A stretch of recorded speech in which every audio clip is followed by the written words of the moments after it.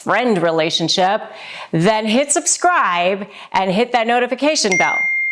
So let's talk about whether or not you're texting with a narcissist on the other side. So the first little cue that you're going to get is that love bombing.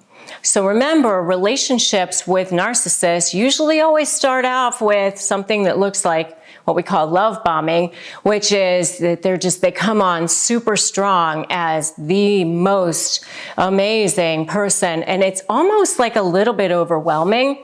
If you want to know more about love bombing, I would definitely check out my video just on love bombing. But basically, it's just that they come on super strong. Like, you know, they're just in your face all the time. You almost can't even breathe because they don't want to give you a chance to like think or anything like that. So right away, they're making plans. They're telling you how amazing you are, that you're perfect, that they can be perfect for you.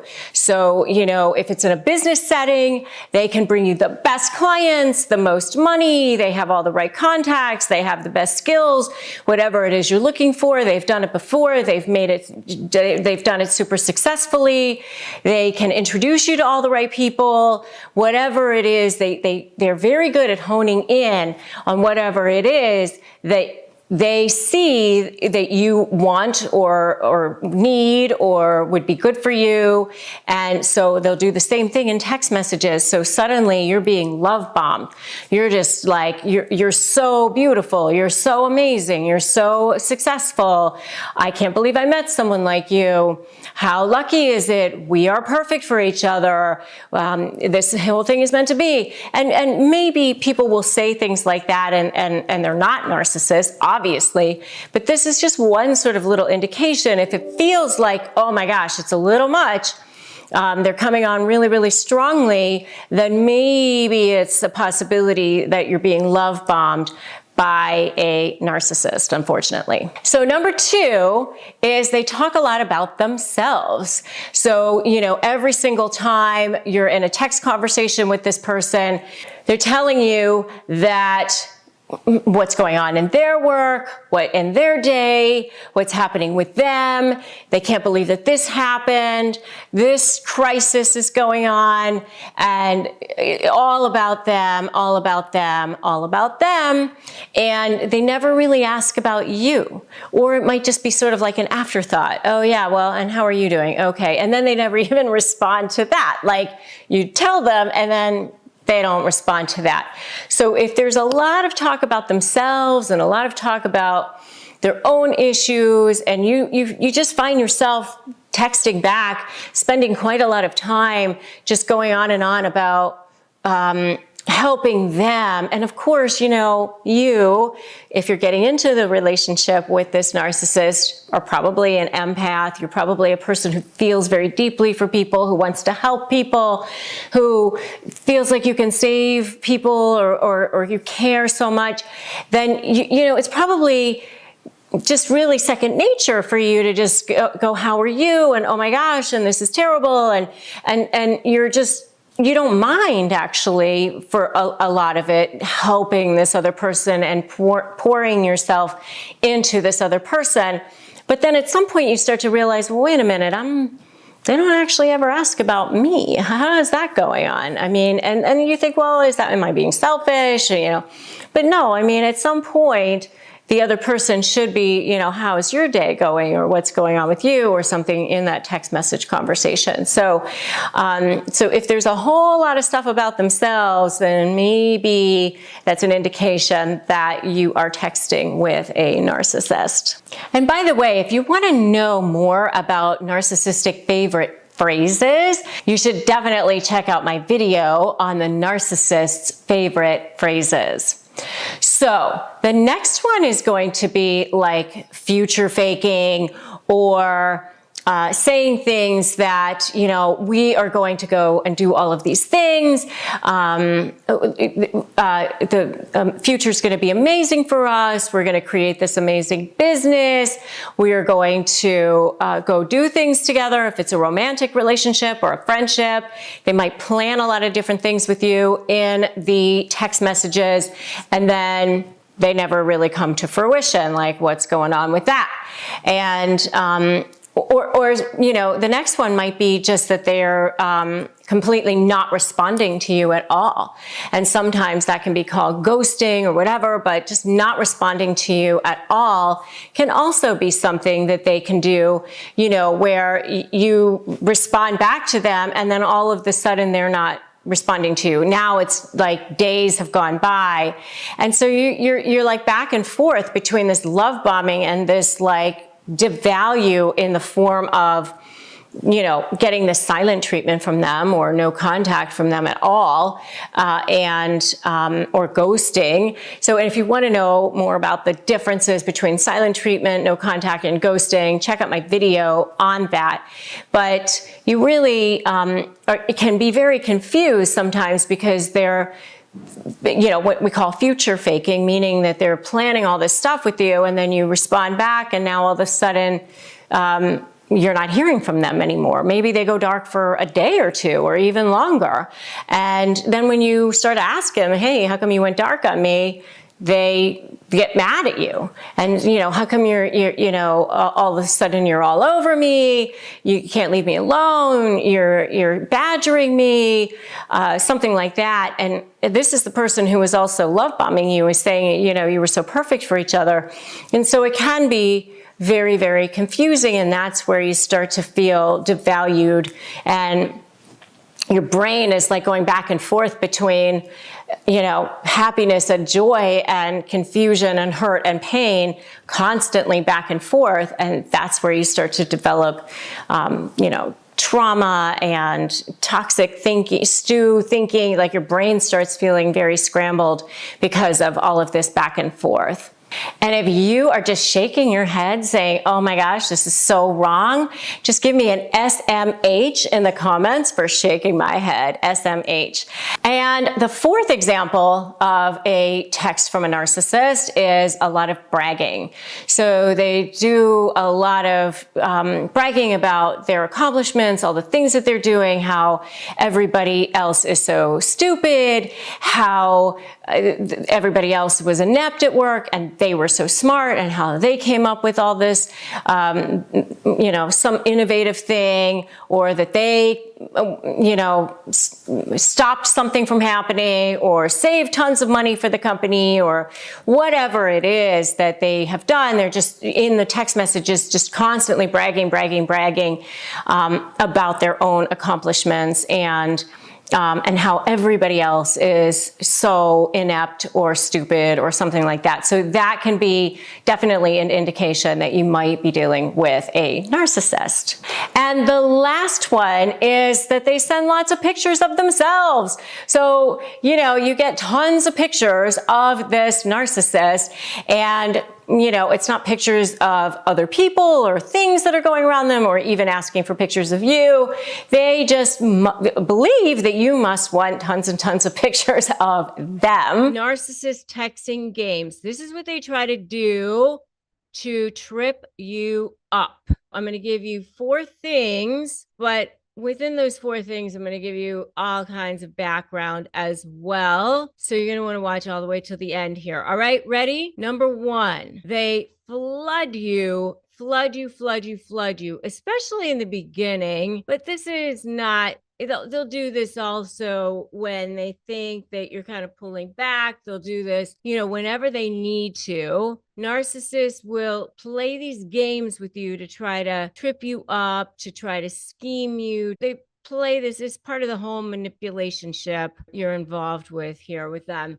So this is one of their little texting games. They flood you with texts telling you how much they adore you, how much they love you. You know, even if it's a business relationship too, by the way, because I was in a business relationship with a narcissist. But then mysteriously, They have no time to actually speak to you on the phone. They don't have time to see you either. But that phone, it's like pasted to their side. It's pasted, it's glued to them at all times. But they text you all the time and constantly flood you, but they don't have time to see you and they don't have time to speak to you on the phone. They hate talking to you on the phone, but they text you constantly.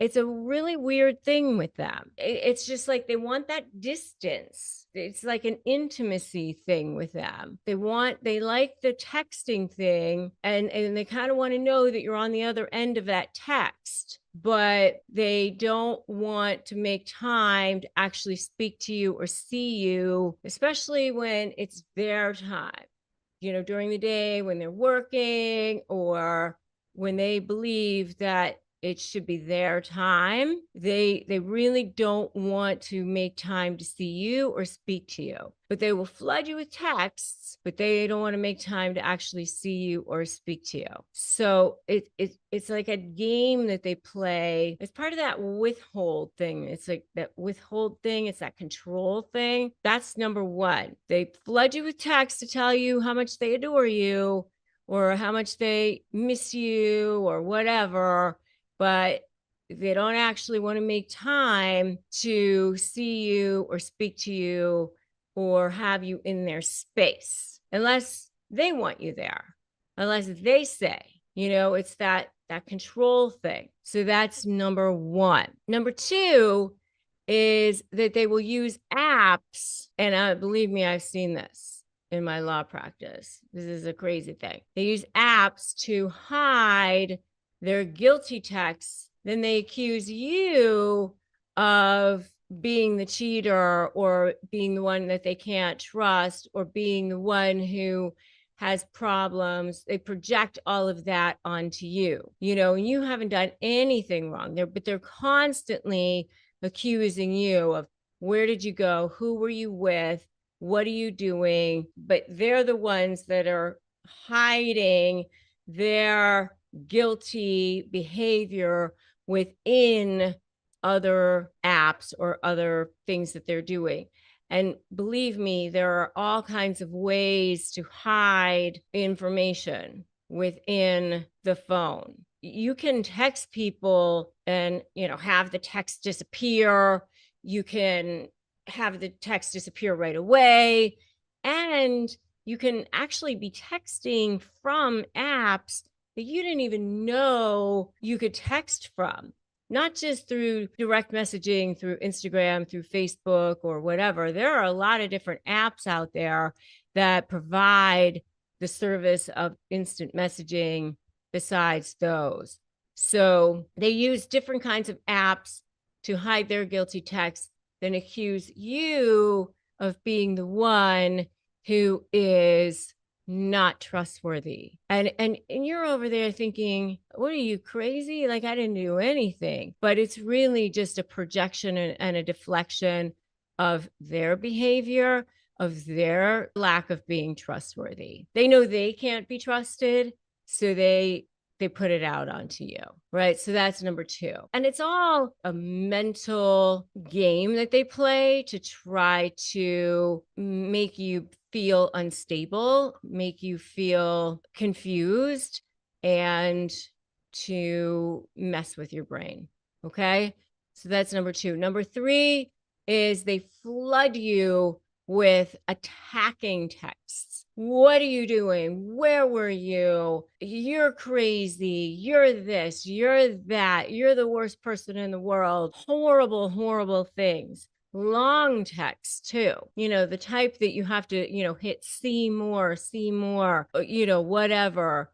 The worst possible venomous, horrible things. And you're over there like shaking because they make sure to send those things when you are walking into an important meeting, walking into a special event, you're at a family dinner.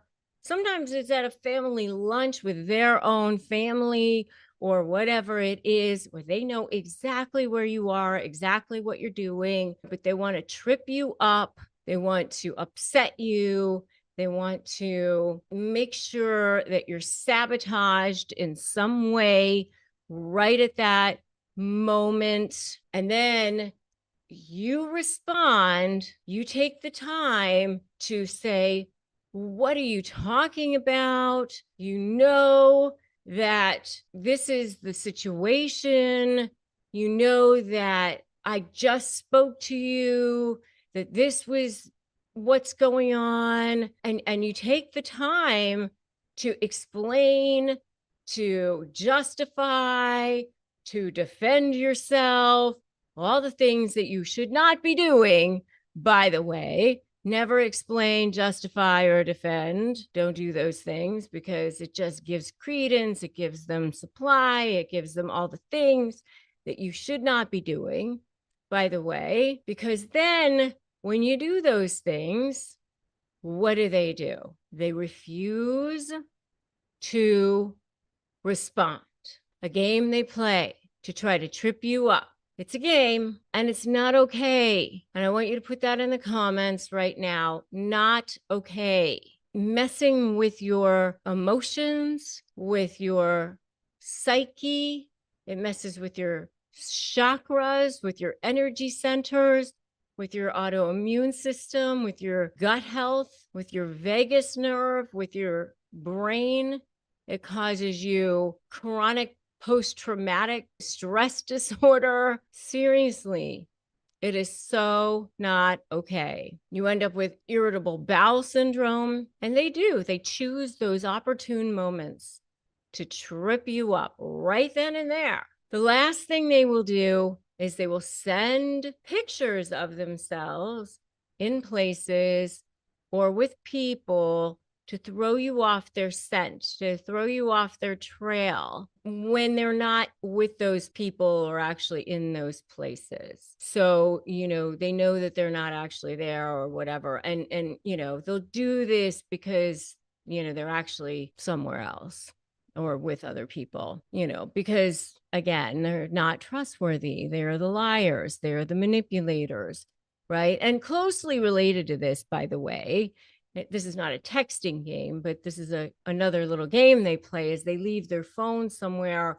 when they are somewhere else. If you have a phone tracker, if you know where they are, along the lines of the texting game is they send the pictures, whatever, just throw you off where they actually are. Those are 4 texting games that they will play to trip you up, to manipulate you, to make you crazy, to destabilize you, to cause you trauma brain, to make your life miserable, gaslight you, all of the things that they do. And then, you go to try to negotiate with them, you go to try to communicate with them, and seriously, you become a shell of yourself. You start to not even recognize who you are at that point. I really want you to understand this because narcissists use very specific psychological tricks and texts to confuse you, control you, and make you feel like you're the one who's the problem, all without hardly doing anything really technically wrong. So I'm going to break down how narcissists manipulate you, psychological tricks that they use in text messages. And I want you to understand what it looks like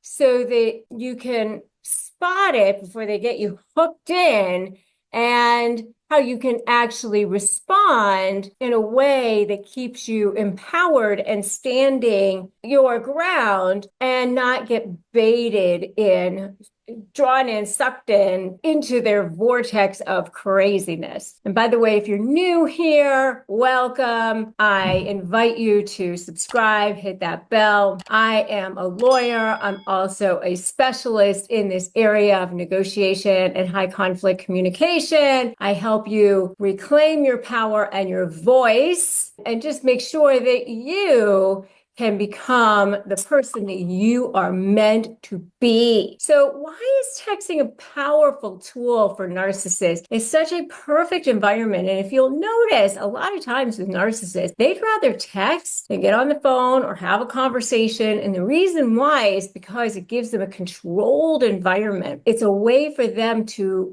keep the kingdom or queendom to a place where they can know exactly how it's all going to go down. So it manipulates in a way where there's no tone of voice, no facial expression, no real-time accountability. And best of all, they can craft and control the message perfectly. Texts give them time to weaponize their words and rewrite the narrative, and they can send guilt and gaslight and confuse you all from a safe distance. And because it's just a message, it can be brushed off later as a joke, a misunderstanding. They can say that it's you reading too much into it. They can even later say, oh, I never got that message. I never saw that message. Whatever they want to say about it. So don't underestimate the power of a narcissist behind a keyboard, behind a message, all right? They do so much more damage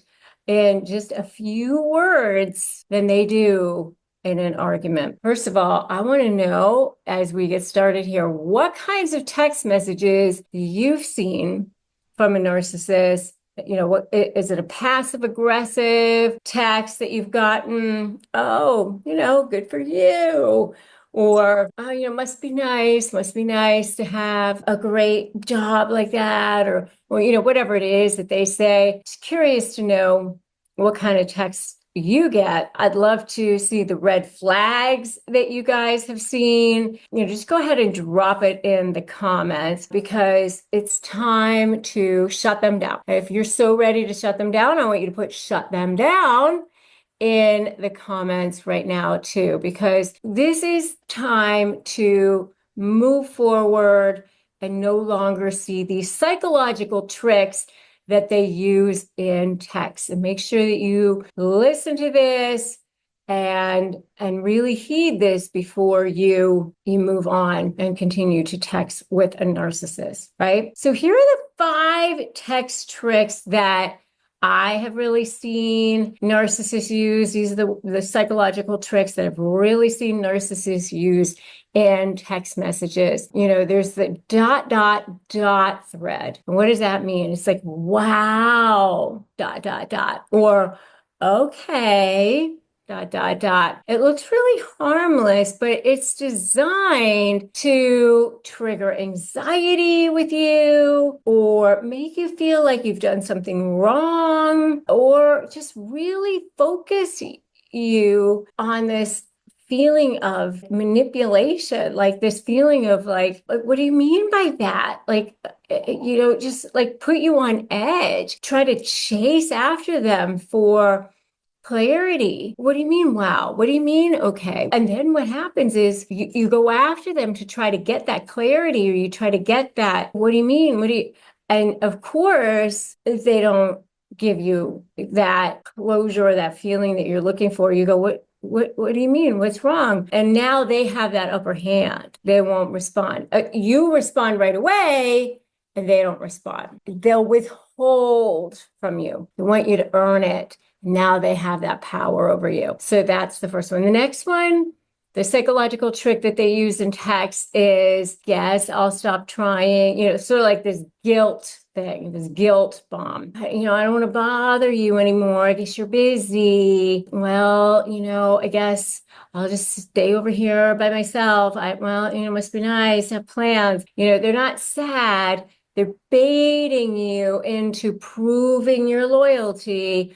Oh, I guess you already, you know, made it over there to your friends. I hadn't heard from you, you know, and then you rush to comfort them, explain yourself, apologize. They put you on this defensive, making you feel like, oh, well, I meant to tell you, I meant to show you, you know, and then now you're feeling on edge, like, oh, I should have paid attention to them when you didn't do anything wrong. And it's like the translation is, pay attention to me, chase me. I haven't heard from you. What are you doing? Put your focus and attention over here instead of where it is that you are at that moment. And so you're now feeling guilty about whatever it is that you're doing at that time. The next one is this time warp message. Oh, funny how it is that you always ignore me when I need you most. Oh, typical that you're not responding when it actually matters. They cherry pick these timelines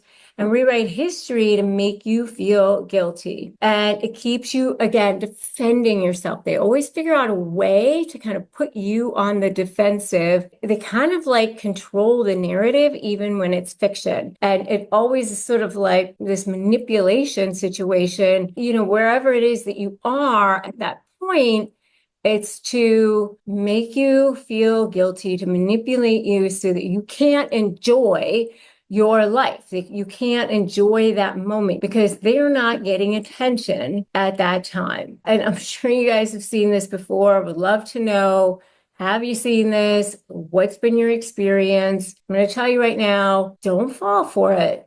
Enjoy your life. Narcissists have a confession to make, and that is that they are way more afraid of you than you are of them, especially in court cases, mediation cases, or any kind of cases where you have to negotiate with them. But you know what? I have a confession to make too. I'm sick and tired of these people bullying you and making you feel exhausted and paying way too much in attorney's fees and dragging you through the mud. My name is Rebecca Zung, and I'm an attorney. I've been recognized by U.S. News as one of the best lawyers in America. And in fact, I was so sick and tired of these people bullying you that I started studying narcissism so that I could beat them in the courtroom. And now I'm here to make the case so that you can win too. I developed a 4-part proven blueprint that has helped tens of thousands of people take back their freedom, win, and get back their power. And now I'm sharing it with you in a special live event, Outsmart the Narcissist, the 4-part proven plan to take back your power. 4 simple steps, 1 free live event, 1 free hour of your life. That's what stands between you being in hell and you being free. Join me, click the link for Outsmart the Narcissist, the 4-step proven plan to take back your power. Just click the link and let's go. The next one is the I'm so reasonable setup. Here's an example. I don't want to argue, followed by a paragraph attacking you. It's a gaslighting trick to make it seem like I'm the calm one. I look mature. It leaves you spinning emotionally. If you react, then you look unstable. So, and if you stay silent, they win the narrative. I'm going to throw punches, but then, it makes you look like the bad guy. And so that's number 4. And by the way, I want you to go ahead and download my templates. I have 30 templates for you for dealing with these psychological tricks that narcissists use in text. So use them before you respond. It will be even helpful if you memorize a few so that you have kind of them at the ready. You're just like, okay, you know what? Next time I'm going to use 1 or 2 of these. And then I don't have to be so at the defensive. Oh, I know exactly what to say here. So just go to slaymyemails.com. They work for emails. They work for text. Just go to slaymyemails.com and grab them. Okay. The next one is the future faker. Oh, things are going to be so different soon. Let's talk tomorrow. I've got something planned for us. So narcissists survive on hope. They keep you strung along. They breadcrumb you. They keep you in this place of you're going to see how different things are going to be, how much better things are going to be. They keep you emotionally invested. Down the road, you see that nothing changes. In fact, things usually get worse. And it's this tactic to delay your exit or your boundaries. And so they push you all the way to the edge, and then they pull you back because, they see that you're at the breaking point and you're out of there. And then they get you hooked back, pulled back in. It's like, don't leave. I'm not done controlling you. I still want your supply. You get pulled and dragged, sucked back in, right? So remember to go get my scripts, my templates, because I give you word for word. You can literally just copy and paste and stick them in there so that you don't feel this sense of dread on what to do or what to say. Psychological tricks, you can get back at knowing exactly what to say with these psychological tricks that you're dealing with. You want to be able to take your power back in a strategic way. You're going to want to respond to this ping pong. You're going to feel this anger and confusion and guilt. And a lot of times you want to reassure them. Your best response is either going to be silence, or staying grounded, being very, very intentional, or just be like, noted, or thank you for your message. I can respond when it's appropriate, or thank you for the feedback. Just stay short, stay clean, don't give them fuel, and just observe, don't absorb, respond, don't react. Move the conversation to a controlled platform. You want to be able to create a record. This is really nice, especially if you have children, to use apps like Our Family Wizard or Talking Parents. You don't want to have conversations where you're not being tracked all over the place. It's nice to have a place where it's sort of like they're being watched in a way, just because, you can download all the messages at some point and use them in court if you need to, because they're sort of being watched in a way. If it's not a child situation, maybe it's a work situation, at least use email. The next thing that you can do is mirror their language calmly. Use their words neutrally. So if they say, I don't want to argue, you say, great, let's not argue. It ends the emotional loop and keeps you in control. Just nice, calm, even tone, lower voice. I would love to know, what is one psychological trick that you've seen a narcissist use in text on a regular basis? Okay, let's engage in the comments so that we can all support each other in this community. Remember that you please don't defend yourself. As soon as you defend yourself, you are pulled in, dragged in, sucked into that mud. You don't want to go there. You don't have to chase clarity or acknowledgement from somebody who is not going to give you that. They're committed to confusion, and you definitely don't want to explain yourself to somebody who's just going to come back and devalue you. So today we're diving into a fascinating topic. Many people don't even recognize this as a red flag. Weird phone calling habits of a narcissist. They are master manipulators, and their behavior over the phone, a power tool, a powerful tool in their arsenal of control tactics. And you want to know what's going on here so that you don't fall into that hole and become prey, and actually turn this around and use it for you so it doesn't get used against you. So let's jump in. The first one is that they don't call it all, but they prefer to use text instead. This is something that I always found so weird. So you've been in a situation, you're trying to have a meaningful conversation with this person, but they insist on texting instead, even in like emergency situations, crazy situations. You're having a conversation with them, but they insist on avoiding the phone call. They opt for text instead. You're like, come on, let's jump on the phone. It's like so arduous. It's very painful to try to type out all this stuff, right? But no, texting will give them a distinct advantage. It allows them to control the narrative. Plus, they don't want that closeness. They want to keep that distance. They want to keep you kind of far away. They're not comfortable with intimate conversation. They're comfortable with having some distance between you. They want to be able to think carefully about each word that they're using. They want to be able to craft that perfect response. They don't want to have that spontaneity. They don't want that intimacy. They don't want real-time conversations. So if you're trying to discuss an important issue with them, maybe you're having a disagreement, maybe a decision needs to be made, you're trying to call them, you're not getting an answer, This is probably why. They want to be able to respond on their time. Plus, maybe they're in a place that they don't want you to know about, right? Maybe you're dealing with a co-parent or a husband, a spouse, whoever, but they want to be able to text you back when they want to. It allows them to keep you on your toes, give you vague answers even. They can ignore you, they can respond when they want, they can make it convenient for them, they can be vague if they want to. It forces you to be in a position where you are waiting on them and they can dictate the pace and the tone of the conversation. So number one is that they don't call at all.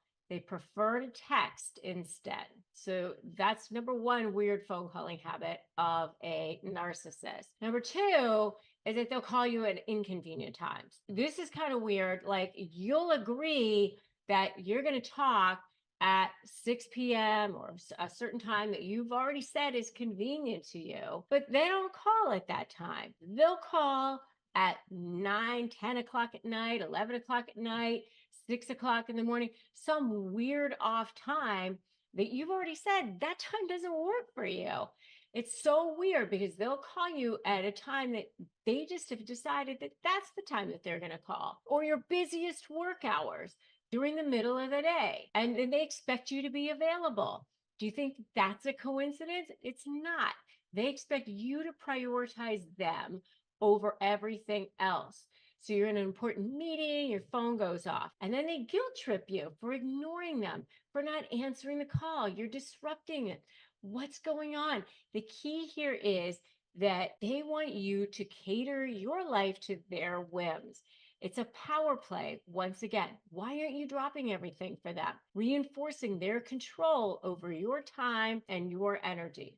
Got it? Maybe you're just settling in for a relaxing evening. You're finally off the clock. Maybe you're in sales or something, but they want you to be at their whim. It's like saying your schedule is at my mercy. Your time is more important.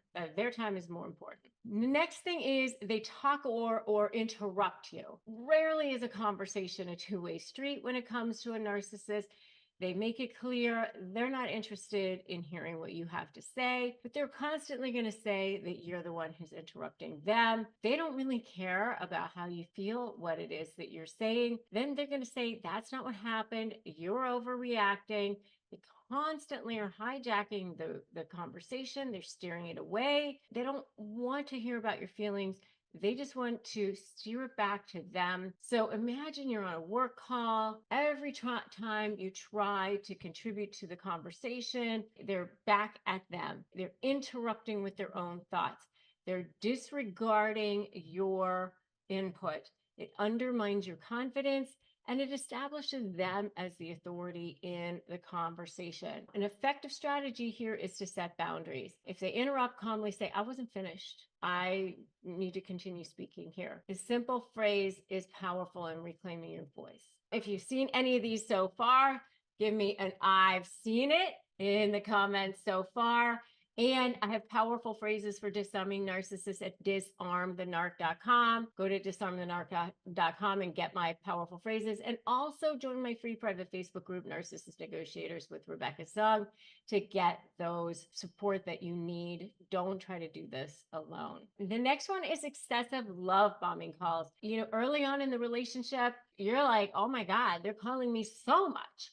They're going to call you all the time, because they're trying to get this sense of dependency going.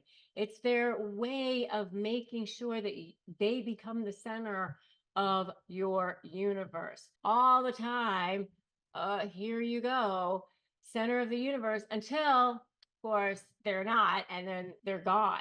All the time you're going to hear from this person, even if it's a boss, constantly at the beginning, and then all of a sudden done. And then that shift can be jarring, which brings me to number 5, which is the silent treatment, the dreaded silent treatment. Narcissists are notorious for this one. They suddenly stop returning your calls. and stop returning your messages, leaving you in this state of confusion, this state of anxiety, no calls, no texts, nothing.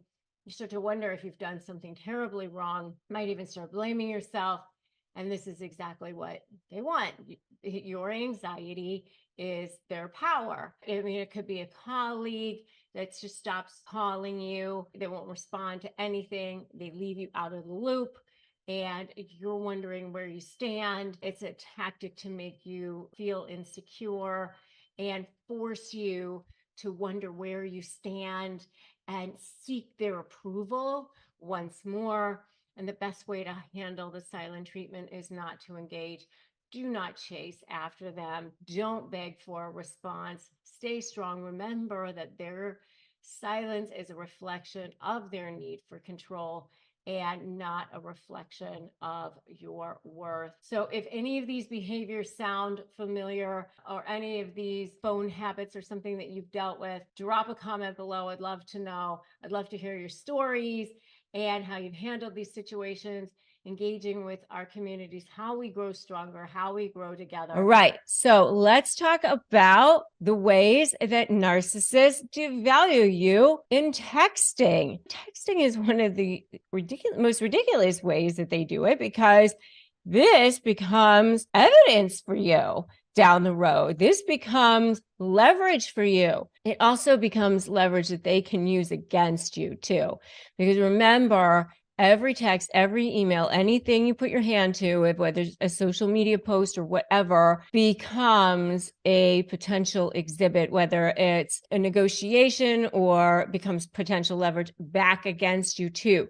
So you want to make sure that you're always keeping your emotions in check as much as you possibly can. They're constantly trying to look for ways to use things against you as well. So remember to be careful. If you want ways for phrases for disarming narcissists, I have a really, really powerful tool for you. It's a free tool. It's phrases for disarming narcissists, and you can get it at disarmthenarc.com. Just go to disarmthenarc.com and grab those phrases. Okay. So 10 ways the narcissists devalue you in text messages. Well, the first one is that they deliberately send you a baiting text message to bait you, and then they immediately ghost you. They know that you're going to be like on edge. They know that you're going to write back right away, but then they don't write back right away. So, here's the thing that'll happen. They'll accuse you of something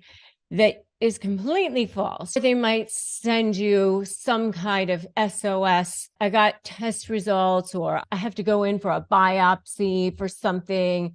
I might have cancer. And all of a sudden you're writing back, nothing. They'll completely ghost you. So they're baiting you into something, and then they don't respond at all. If they're trying to, suck you back in to talking to them again, if they haven't spoken to you or you haven't spoken to them in a while, it's just sometimes called hoovering, like where they're sucking you back in like a vacuum. You're frantically trying to get a hold of them. You're so worried about them, and they want you to worry, and they want to see that you're still caring about them. They want to see that there's still something there. So that's the first one. Bait you and then ghost you. Number 2 is just deliberately ignore you completely. They don't bait you first. They just deliberately ignore you. A lot of times you will see this when you've gone through the love bombing phase, and now they're conditioning you. This is a conditioning where they want you to now want them, need them, become attached to them. It's all part of this sick sort of game that they play, where they love to play games with your emotions. They want to see that you are worried or attached, or how badly do you want to talk to them, that sort of thing. Like, they can't just be a normal person and respond, because they enjoy that process of manipulating you. Your emotions are a game to them. So that's number 2. Number 3 is they'll deliberately start fighting words with you in a text message, when they know it's a big day for you, but they'll make it your fault in some way. You didn't do this, you left in a huff this morning, and then you're over there trying to like assuage their ego and make nice with them while you're also trying to be emotionally stable and whatever, dealing with your big day and whatever it is that you've got going on. And they're literally over there like, that's it, we're done. If it's a business situation, they do the same thing. They know it's your big day. They know it's something that's going to happen with you. And then they make sure that they sabotage that for you in a text message. So that's number 3, deliberately starting a fight when they know it's a big day for you. Number 4 is deliberately trying to make you jealous or deliberately trying to triangulate with you. This is something that you often see with business partnerships or even, romantic relationships as well, where they try to make it seem like they have a better relationship with somebody. They're constantly trying to make you want them more. They think that by doing that you're going to want them more. And I know for me, it makes me feel like I want to repel them more. But for them, they think it makes them appear more like you're going to want them more or something. Somehow you're going to be jealous, that you're going to be so nervous to lose them or something. But that's what they do. They deliberately try to make you jealous through text messages. Oh, I just spoke to so-and-so, or I just got off the phone with so-and-so. They really are, love me. They're really into me, or they really like me. It's a subtle devalue. It's a subtle way of letting you know that you're lesser. You're lesser than them. It's just a put down. It's a subtle way of letting you know that you're not as good. Number 5 is they deliberately ignore your boundaries. You've set boundaries. You've let them know. This is especially in any kind of a business partnership, or maybe it's during the discard phase where you've kind of said, I don't want to be in this relationship anymore, or you need to respect who I am or what my boundaries are, or whatever it is. And they just say, you know what, whatever. I'm going to just do whatever I want, and I'm going to just speak to you however I want. I'm going to talk to you when I want. Let's say you've said, please don't contact me on weekends. And there they are texting you on weekends. So it's a total way of devaluing you in texts. And what can you do about it? What can you do about any of these things? You can literally subtly just continue to say, this is not okay. These are things that are, deal breakers for me. And you can start to say, you can't speak to me in text anymore. Email is one thing. First of all, I always say have one form of communication, and it should never be text, and it should never be in person. It should always be in email, because email is the least likely to be manipulated. It has a time and date stamp. It's so much better for using in trial exhibits if you end up needing that. Texts are not necessarily going to be good trial exhibits down the road. Sometimes there's an exception, but for the most part, you need the entire conversation. So just let them know we're done with this mode of communication. And I have a lot more, by the way, in my new book, Slay the Bully, How to Negotiate with a Narcissist and Win, which you can pre-order right now at slaythebully.com. And if you go there and pre-order it now, you can get the entire manuscript ahead of time, and you get tons and tons of bonuses for free as well. So I would go there, slaythebully.com, and pre-order it now. And the next one is they completely deliberately ignore your needs. You're trying to explain to them what you need from the relationship, what is hurting you, what your feelings are, what's going on with you. They don't care. They will continue to plow through. They will continue to hurt you. They will continue to deliberately ignore your needs. That is not even a subtle way of devaluing you in texting.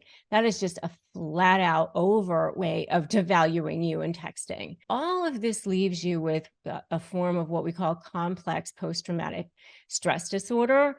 And complex post-traumatic stress disorder, by the way, is actually far worse and far more difficult to get over than regular post-traumatic stress disorder. Because, and not to devalue PTSD at all, but PTSD is actually something that happens from one event, such as, a war or a car accident or something like that. Complex post-traumatic stress disorder happens over time with a series of events. And, what can happen over time is that it takes its toll on the body. And so you can, it can be with leaky gut, or you can end up with issues such as high cortisol or kidney disease or diabetes or autoimmune issues, things like that. Your hair falls out. I mean, honestly, the impact on your health long-term is so far-reaching. That's why you have a hard time thinking straight. You have a hard time with, with brain fog, cognitive dissonance, which leads me honestly to number 7, which is, when they are deliberately hot and cold, which is something else they do in text messages. Hot, cold, hot, cold, hot, cold. I love you. I hate you. I love you. I hate you. I love you. I hate you. That is what causes something called trauma bonding. And that trauma bonding is what causes it's so difficult to leave. It's so difficult to leave because something that happens in the brain, because you get that dopamine hit and it becomes actually a physical addiction in the brain. It becomes extremely, extremely addictive and difficult. So when somebody is just even and just normal, you don't have those swings, you don't have those highs and lows. And that's what causes such a physical impact on the body, which is why it's so important that you're getting education like this, that you're getting the help and support that you need with channels like mine and other free resources like this, which, by the way, if you don't have access to a support group, go to Narcissist Negotiators with Rebecca Zung on Facebook, which is a huge support group that I have, and get access there, start connecting with people. It's a huge, huge community that I have that is very, very active, and that will help you at least get started with some support. Okay. Number 8 is that they will send texts that were allegedly meant for somebody else, and this is something that you see again in the Hoover phase, like, oh, hey, got my test results or something. Oh, oops, sorry, wasn't meant for you. And, again, that little devaluing, that little letting like, not thinking of you anymore or whatever, just a way to devalue you, again, using that power of text messaging to give you a kind of a smack in the face, kick in the gut one more time, especially if you are no longer in relationship with this person, whether it's a work person, a business partnership, a romantic relationship, whoever it is, even if it's a family member, quite frankly, you can block this person. You do not have to be in relationship with anybody. I mean, seriously, if they're causing you toxicity, if they're causing you harm, you do not have to be in relationship with this person. Period. End of story. You just don't. Okay. I mean, you really have to do something that I call defend your light with your life. That's what you have to do. That is the only thing you have to do. You have to take care of you. That's what you have to do. And that's the intention that you have to set for yourself. That is what you have to do. If you don't have access to help and support as far as therapy, I do have a sponsor on this channel, which is BetterHelp, and you can go to betterhelp.com/Rebecca Zung to access that. And we receive commissions. It doesn't cost you any extra, but we want you to have access to good resources that have been vetted. Okay. So that's the next one. The next one is deliberately be passive aggressive about things that they said that they were going to do, and then they just don't do them. So yes, I will definitely take care of that. Yes, I will definitely help you. Yes, I will definitely pick that up for you on the way home. I'm all in, and then they just forget about it. Such a huge way of devaluing you. And they have no plans on doing anything for you. They have no plans on helping you. Or, yeah, I can do that. I don't think it's too far out of my way. I was going to, come right home or whatever. I was going to, but yeah, it's not too bad out of my way. Like they're just sort of like passive aggressive about helping you with anything and just sort of subtly devaluing you. But then, oh yeah, I see, I said I was going to do it. There's always that plausible deniability with people who are passive aggressive. Like, I said I was doing it. Look, if you look at the text, I said I was doing it. I had every intention. What are you talking about? So it looks like they were doing it, but then they don't actually even end up doing it. Or if they do, they can get the credit for doing it, even though that they did it like kicking and screaming and it didn't want to. And so there's like that little subtle devalue. And by the way, I know you guys have seen these things so far, and I'd love to know which ones you've seen. Tell me in the comments which ones you've seen, and give me an amen if you've seen any of these in the comments so far. Number 10, can you guess what it is? Number 10 is definitely gaslighting. Gaslighting is anything where they're like completely just questioning your reality. So you know what you've seen, you know what you've heard, you know what your reality is, and they'll just basically just say, that's not what it is. So you're texting them and telling them that you saw them with another woman or another guy, and they'll be like, nope, that's not what you saw. And they'll literally flat out lie. I mean, they don't even sometimes like massage the facts. A lot of times they just flat out lie. Like, no, I wasn't there. Completely gaslight your reality. The good news is that becomes your leverage. When that happens, especially if you have proof that they're flat out lying, that becomes your leverage, which is great news for you. Keep track of that. Make sure you are documenting that. Make sure you are using those things. That becomes something that you can use in negotiations. All right. And make sure that you are keeping check of your own emotions. As I said, don't allow them to bait you, because once you do, it's game over. They will definitely use that against you. In this day and age, narcissists are everywhere, right? I mean, we've got our relationships, but most of the time they use a lot of text messages to blow up our phone.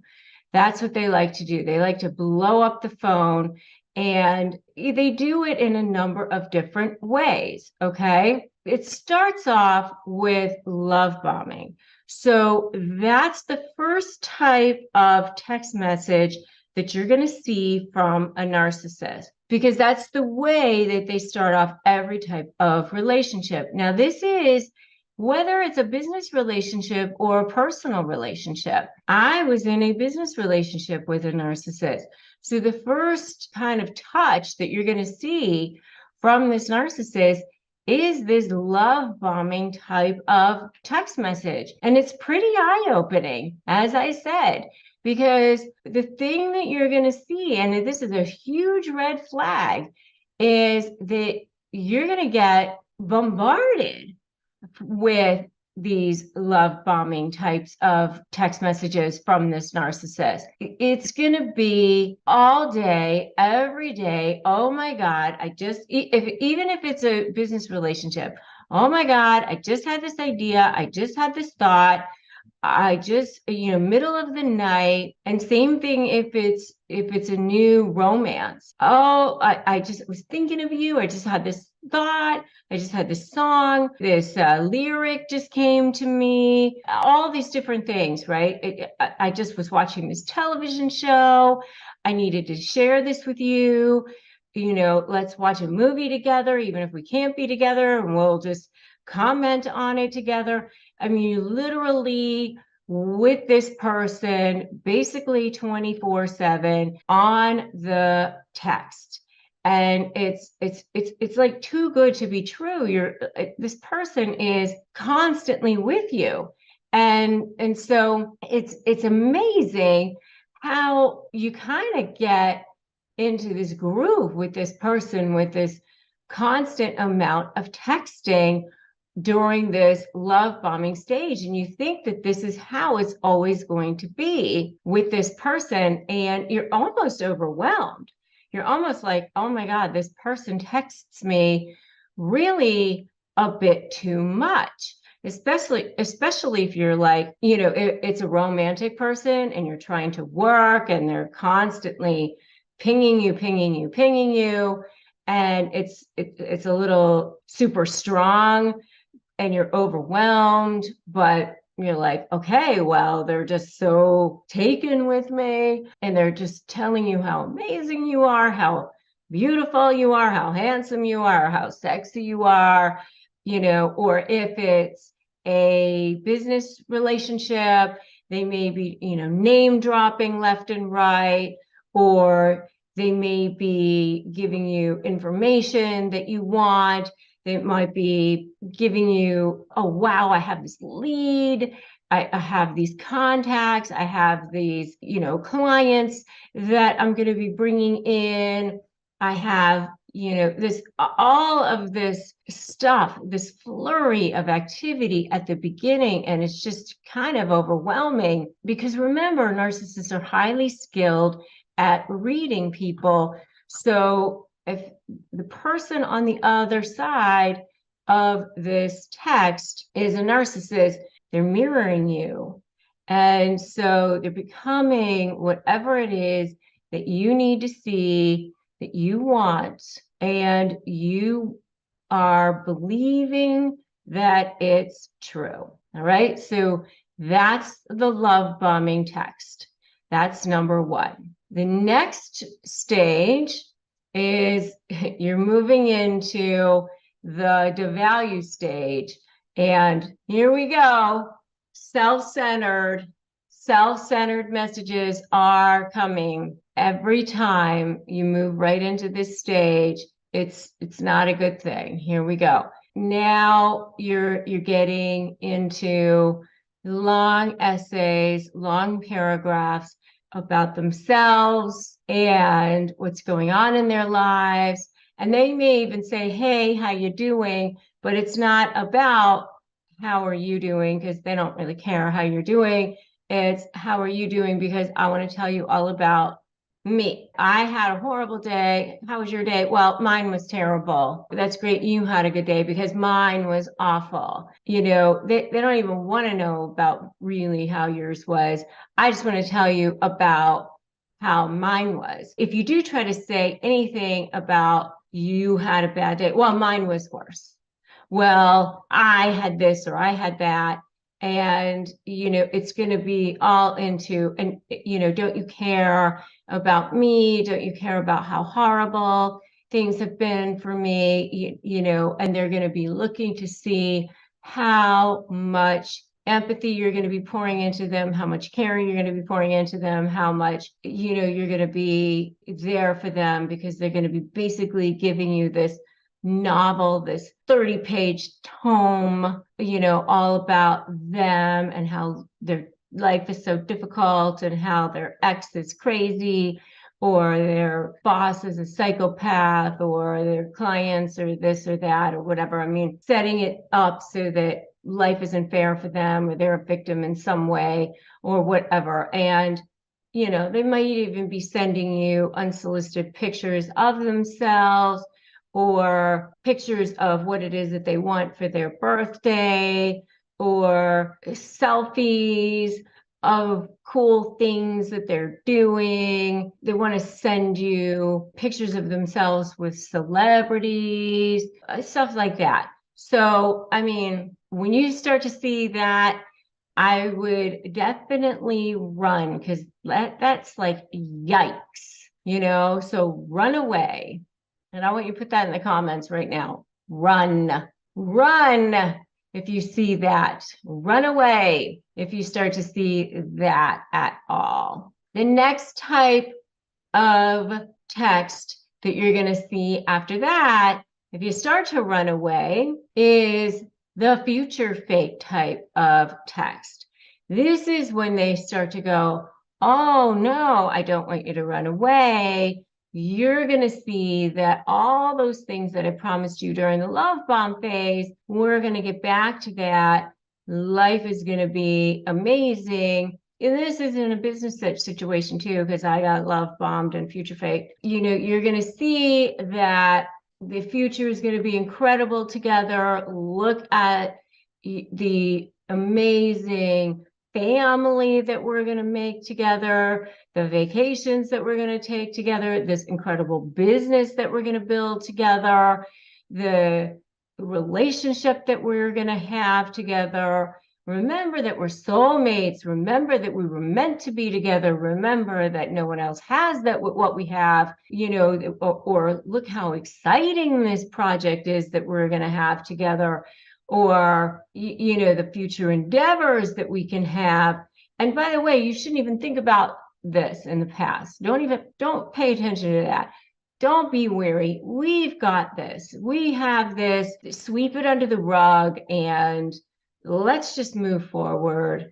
And let's talk about the future. And why do you have to be negative? Let's just be positive. That sort of thing. That's what future faking is. All right. So that's the next type of text. And then the next one is ghosting. And this is where you're like, okay, let's get back to that love bomb rhythm that we started off with, where it's all the time and we can be together and we can talk to each other a lot. And then all of a sudden it's, I'm not hearing from you. I don't hear from you ever. Where are you? What are you doing? And then it's, you don't hear from the person. And now the person goes, why are you so needy? I have a life. Or they might not just even say that. They just don't respond at all. And, because they like to play this hot and cold game. And they like to do that because it gives them a sense of control. It gives them a sense of power. They enjoy manipulating you. They enjoy watching you squirm. They kind of think it's funny sometimes, so they just don't respond to messages at all sometimes. And, they enjoy that kind of power trip thing. And, if you start to see this hot and cold power game, it also messes with your neuronal patterns and it starts to get you sort of addicted, because that anticipation causes that dopamine to get released in your brain. And so it causes that trauma bond. So you have to be really, really careful about that. And it's really sick. So be careful about that hot and cold game. And just get out of there. As I said, run, Forrest, run. The last type of text, especially if you are dealing with a grandiose narcissist, is that bragging type of text. This is similar to the self-centered messages, but they'll brag about themselves, and they're not asking about you, by the way. Hey, how you doing?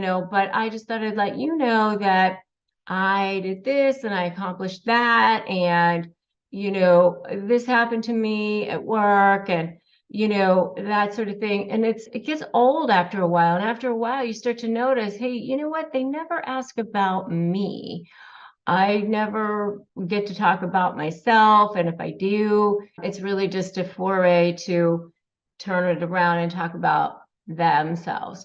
So, if you find that that's what's been going on, then you might want to reevaluate the relationship and reevaluate if this is something that's for you, because relationships should be a two-way street, and it should be something that feel like you matter in the relationship. And if you don't feel like that, then it's not something that I think is probably the best thing for you. 5 signs you are texting with a narcissist. So number one is the love bomb. Of course, they start off with love bombing. That means that they just want to make sure that they are overflowing in the relationship.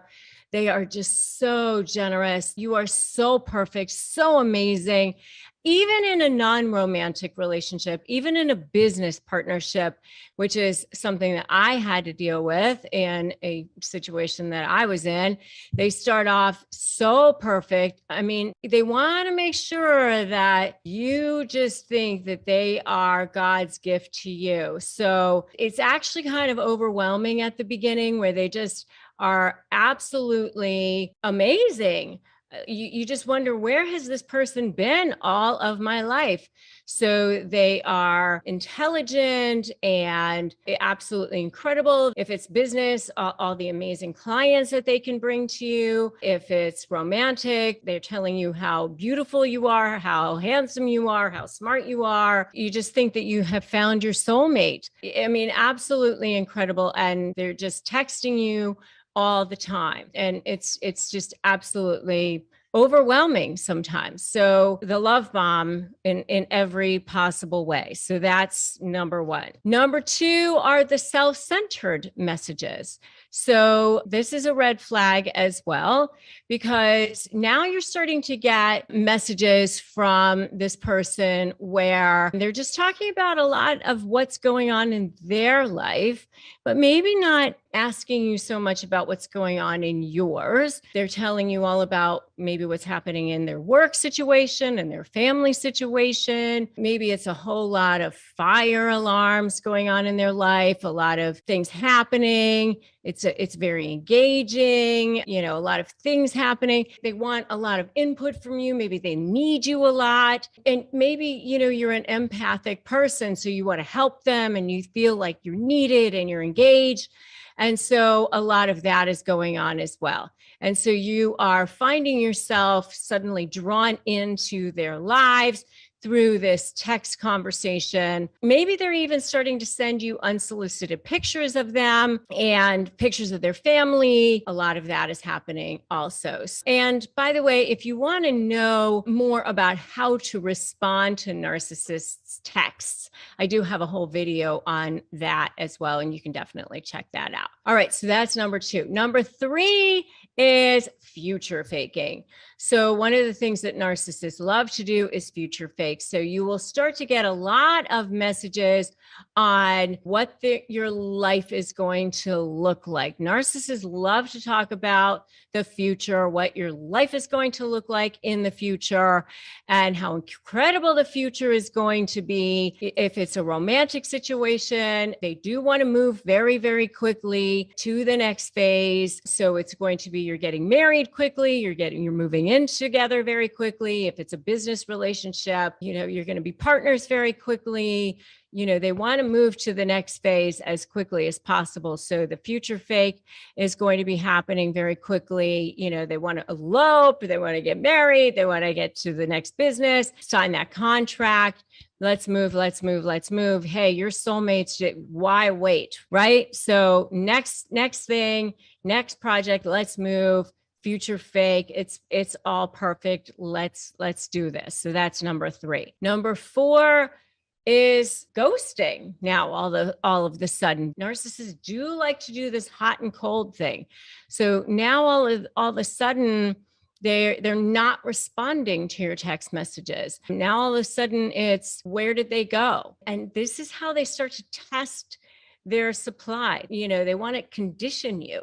They're starting to see, how are you going to respond if they don't respond right away? This hot and cold sort of thing is sort of a way to see if you are going to stick around. And now they'll say, oh, you're so clingy or whatever, and I was busy, and what are you going to do about it? And if you stick around and you let it go, well, then, now you're a good form of supply for them. They want you to swoon. They want you to go after them. They want you to need them. They want you to go, oh, where were you? It's pretty sickening. It's a way to start conditioning you. Okay. So, you don't need it. You need to say goodbye to them right at that moment. So I want you to put right now in the comments, say goodbye, say goodbye. Put that in the comments right now. Say goodbye. The last one, and this is, huge red flag. Number 5, huge red flag is the bragging. They'll start bragging about themselves. They'll start to go, oh, and I did this and I did that. And look how great I am. And similar to the self-centered messages, they're going to start to tell you how great they are. They're not going to be asking so many questions about you, but they're going to be starting to tell you how great they are. It's definitely a sign that there's a narcissist on the other end of that phone. At that point, you really want to start to reevaluate. And I know what happens is like you start to, start attaching yourself to like, but there's all these other good things going on. And I have a friend who says like, you start to turn those red flags pink, right? You start to look at the things that you want to look at and not at the things that you necessarily should be looking at. So don't do that. All right, so let's talk about some narcissists' favorite texts. So I'm going to go through different phases of the relationship and go through just a few. I almost feel like could be part one of like 10 different videos, honestly, because there are so many. So like during the love bombing phase, this is where you're going to see them like come on like super strong. So this is where they're going to like flood you. I have like a whole video on like the things that they actually say in person as well, such as like narcissist favorite catchphrases. And that's kind of more like things that they'll say like when they're kind of like devaluing you, like, because they have like the three phases, like love bomb, devalue, and discard. And you can definitely check out that video as well. So I'm going to kind of go through kind of the love bomb, devalue, discard. And then after the discard, they kind of come back through and sort of hoover you a little bit as well. But during it kind of starts with love bombing and kind of ends with discard, but then they kind of go back and forth between love bomb, devalue, then back to love bombing, devaluing, discard. Kind of hoovering is almost really a kind of like a love bombing in a way. It's all like a toxic stew. It's not linear. They don't go love bomb, devalue, discard. They kind of go back and forth between the phases, which is part of what causes the trauma brain and destabilizes you. It's really, really important to understand that, because that's why it's very, very difficult to negotiate with them a lot of times, because your brain is like so scrambled sometimes. So in the beginning, when they're first starting to want to gain control over you, they want to come on super strong. So they just are very, very charismatic, and they just flood you all the time. So you're going to get these text messages that'll be like, you're beautiful, you're gorgeous, you're amazing, you're so smart, and it's not just male to female, it's female to male as well. You're perfect for me. I mean, I dealt with it in a business situation. So, the emails that I would get too were, this is the most incredible partnership. I can bring you the best clients. I know all the right people. I can make the right introductions, to flood you at the beginning with all the right things to say. So, you'll see things like, I can't stop thinking about you, or I miss you already, when they just left like 2 minutes ago. Flood you, flood you, flood you. You can't believe this person even existed. They're right there in your space all the time. I can't live without you. You're my Prince Charming. You're my Princess Charming. You're my soulmate. This is the most amazing thing. I've never met anybody like you before. These are the kinds of text messages that you will get during the love bombing phase, right?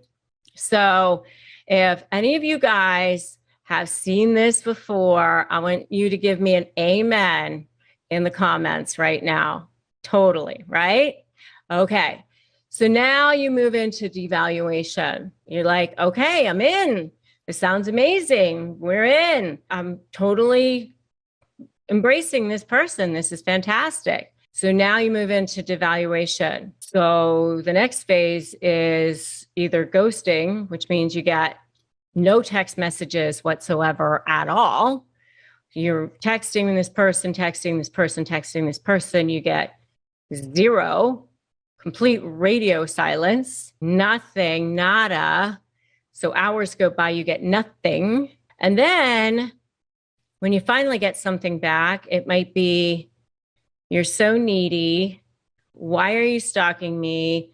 How come you're texting me so much? I was working. Why are you questioning me? All of a sudden, you're the crazy one for expecting them to be how they have been. So now you're like very, very confused, right?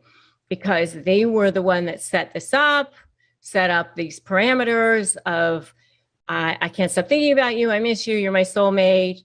I miss you already when they just left 2 minutes ago. And all of a sudden, you're the crazy one because they didn't text you for hours and hours on end. So that's the devaluation phase. All of a sudden, you're overly jealous because why are they talking to this coworker in this crazy way at 2 a.m. in the morning in a suggestive way? That's the kind of thing that you're going to be seeing in the devaluation phase. Starting to gaslight you, starting to project and deflect, starting to think that you're crazy. The shift is going to start to happen. The ghosting, that's what is going to start to happen in the devaluation phase. The passive aggression.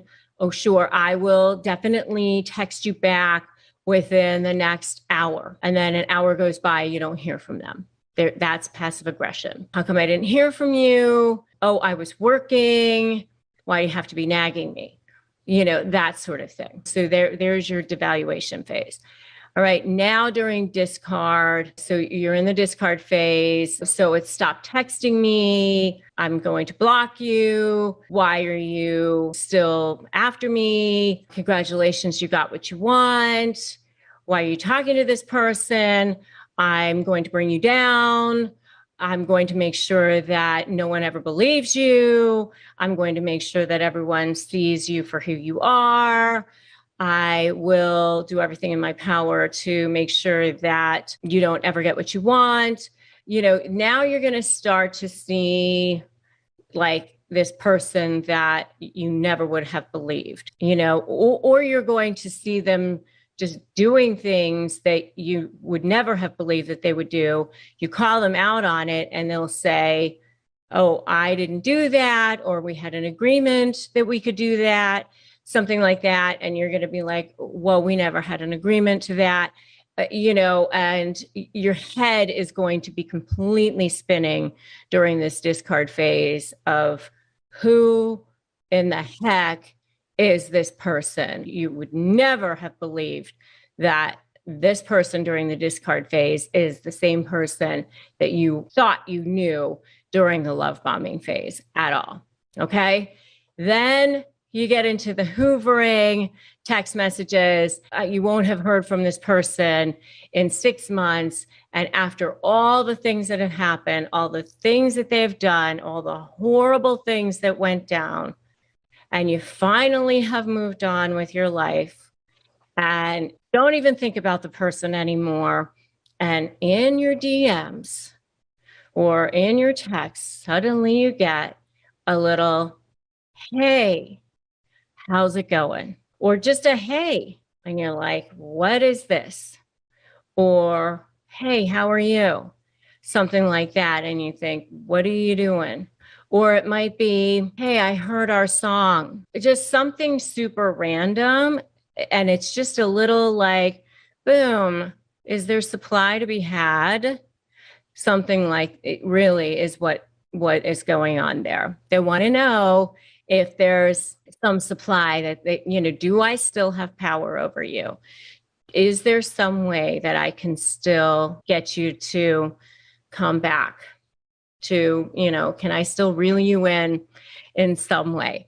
So those are the kinds of text messages that you will be getting from narcissists.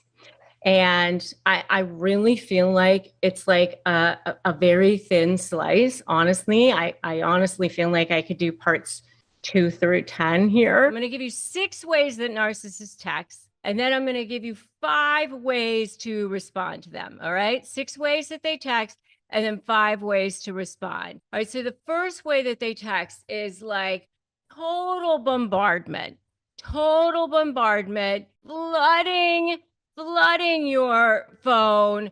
They blow up your phone. They do this when they are love bombing you at the beginning, or when you try to block them, or when you try to ghost them, or when you're trying to put boundaries in place, or when you're busy, you're at work. They know for sure you're in a meeting. They know for sure that you're trying to do something. This is when they try to go insane on you and bombard you. I need attention, me. This is the one type of text that they do. Just flood you with everything. I need attention. I need it now. So that's number 1. The next kind is just absolutely intense love. Oh my God, I love you. You're amazing. You are the moon to my stars, the most incredible person that I've ever met, this lost soulmate. Even if it's a business relationship, I can't believe that we haven't found each other before. This is going to be the most incredible thing ever. Absolutely intense.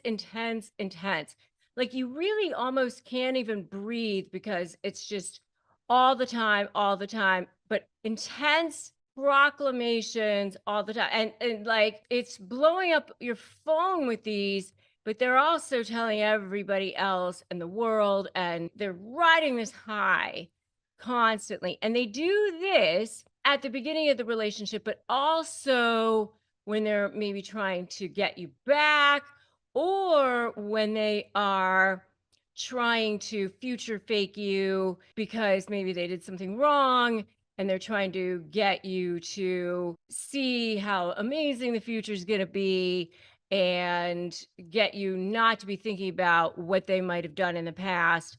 Let's just think about how amazing the future is going to be, and they're going to be the new version of themselves, and everything's going to be roses and rainbows and unicorns, and you will see. Okay. So that's the second type of text that you might see. The third type of text that you might see are sort of the vague, sort of hidden drama sort of ones that sometimes you will get sort of as a Hoover. Maybe you haven't seen them in a while, and something might pop up in your inbox or on your text saying, oh, got the test results from my cancer screening. Oh, oops. Was that to you? Oh, sorry, that wasn't meant for you. And then, of course, you're going to go, what? What's going on? Oh, nothing. Wasn't for you. I'm fine. They want you to be like, oh, what's going on? So that they can paint themselves sort of as this victim. I know you don't care about me. And sort of like this vague sort of nothing, because they want you to kind of go running after them, scampering after them, and maybe go ask all their friends what's going on with so and so or their family, and create all of that around them. The next kind of text that you will see is this boss controlling kind of a text. You do this, you do that, demanding, right to the point. Who do you think you are? You are this, you're that. This is the put down kind of text. You are disgusting. You're this, you're that. This is the I'm in vicious sort of mode, the guilt trip, the gross, vile, disgusting, right to the point, those kinds of texts. You'll see those kind of texts, especially if they're angry, They are in, rage mode. They are in devalue mode. You guys are in the final phases of the relationship. That's the next kind of text that you will see. The no nonsense, straight to the point. You don't have to like guess what it is that's going on with them at that point. Straight to the point, angry, rage, demanding, controlling, right to the point kinds of texts. And then the next kind that you will see are like the crisis texts. They are in crisis, they are in drama. Something's going on with them. This is not the vague ones of, I got my cancer screening one. This is like, my life is in crisis. I am in drama. You must come running. You must come now. You must pay attention to me. Something is going on. You must drop everything and come pay attention to me and be part of my crisis right now. Whatever you've got going on is definitely not as important as what I have going on right now. So, they're all, of course, pay attention to me, me. But those are the 6 main types of text that you will see from a narcissist. If you guys have seen any other kinds of text, let me know. And I would love to know what other kinds of texts you guys have seen from narcissists. But what can you do about it? What can you do about it? Number 1, create boundaries. Absolutely, you need to create boundaries. You need to say, this is not okay. Here are my limitations, and here's the way that you are allowed to communicate with me. I always say, one form of communication. And I definitely recommend it be some kind of email, or if you have children, maybe a court-approved app or something like that, because you want it to be something where there's a time and date stamp and it can't be altered, because narcissists do that sort of thing, right? And I do have a whole video on 5 tactics to put a narcissist into place, and I highly recommend that you check out that video. The next thing that I recommend that you do is just take a beat, take a minute. You don't need to respond to every single text every single time. Maybe just pick and choose. Do I want to respond to this one? Do I want to respond to that one? Decide. Maybe I will respond to this one. Maybe I don't need to respond to that one. All right. That's number 2. Number 3, definitely do not get into long conversations over text. Remember, every text and every email is a potential trial exhibit. So do not get into long, serious things in text or email.